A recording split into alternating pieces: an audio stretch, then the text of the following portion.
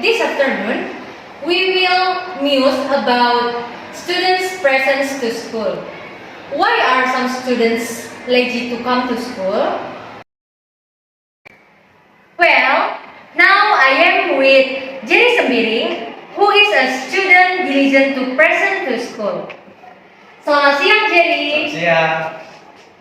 Seperti yang saya ketahui, bahwa saudara Jerry adalah siswa yang rajin hadir ke sekolah. Apakah betul? Ya, betul. Menurut saudara Jerry, apakah sekolah itu penting? Ya, sangat penting untuk kita sebagai generasi bangsa.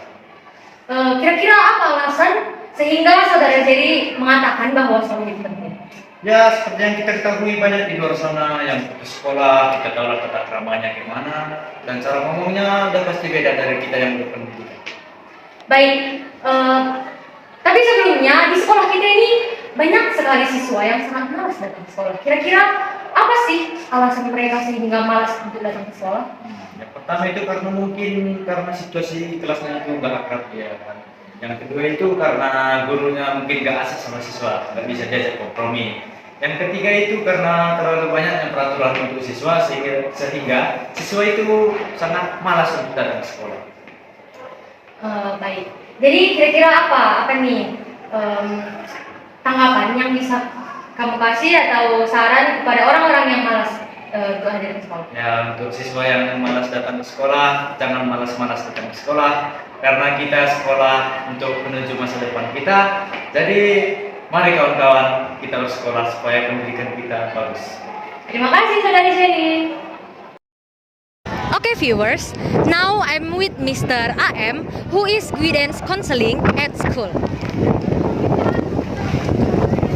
Selamat siang Pak. Selamat siang.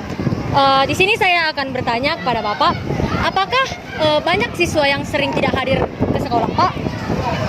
Berdasarkan data kita nakku di absen ya rata-rata 2 atau 3 orang per kelas. Jadi kalau dikira keseluruhan berarti sekitar 40-an orang ada rata-rata per hari ke sekolah.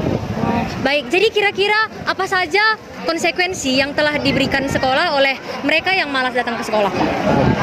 Pertama yang paling fokus kita tujuan yang pertama adalah biasanya alfa. Kalau alfa biasanya kita selidiki lebih jauh, kita pastikan apakah memang benar-benar dia di rumah atau tidak.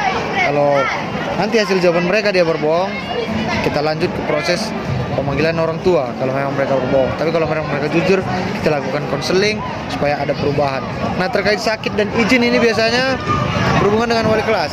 Bagaimana kesepakatan mereka? Apakah mereka sudah melakukan sakit misalnya seperti sudah menggunakan surat sakit atau izin memang benar-benar izin dari orang tua? Itu sih kalau dari saya. Baik, terus bagaimana apa aja sih yang bisa Bapak berikan motivasi kepada mereka yang malas datang ke sekolah Pak? Motivasi biasanya ada 2 ya, teori yang kalau saya punya. Yang pertama itu teori ajakan, yang kedua teori teror. Kalau teori ajakan tidak berhasil berarti kita menggunakan teori teror. Ajakan ini misalnya, udah ya aku besok jangan lagi nggak sekolah lah besok ya, oke? Artinya kita ajak dia untuk ke sekolah.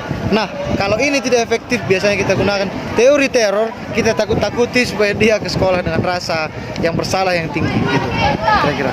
Apakah kedua teori tersebut sudah berhasil Pak?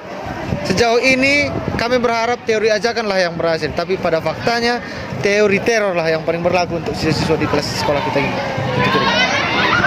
Sekian Pak, terima kasih ya Pak. Oke, sama-sama. Okay viewers, is it the news about the students' laziness to attend to school? See you on the next news.